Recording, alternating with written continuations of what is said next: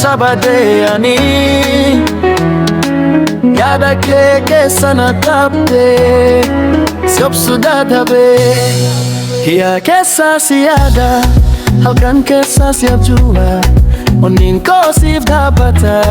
si malee hin bohaara akka aduu barii koo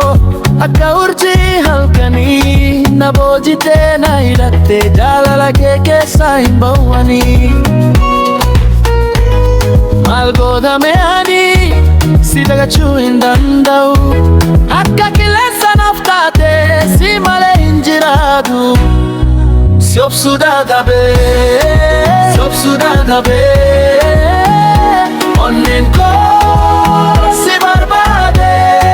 si obsuu dadhabee si obsuu dadhabee jaalala kee keessa badee si obsuu dadhabee si obsuu dadhabee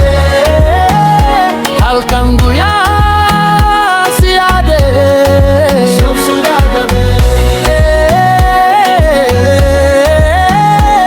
ati naaf taate jireenya koo.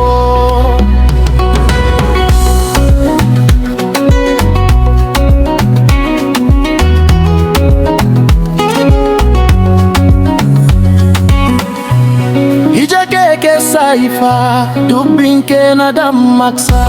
harka kee yoo na tuqe addunyaa koo jijjiirsa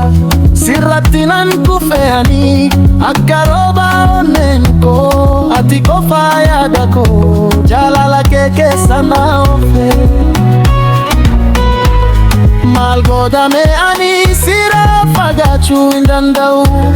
akka ibidda na gubda garuu si jaalladha si obsuu dadhabee si obsuu dadhabee onneen koo si barbaade si obsuu dadhabee si obsuu dadhabee jaalala kee keessa badee yoo fagaatte na dhukkubsa yoo dhiyaatte na gammachiisa ati anaaf waa hunda si malee homaa hin qabu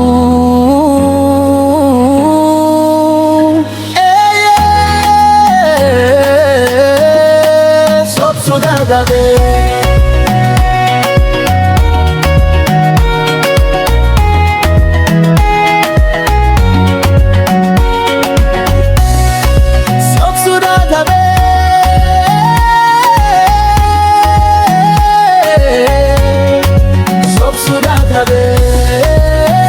dadhabee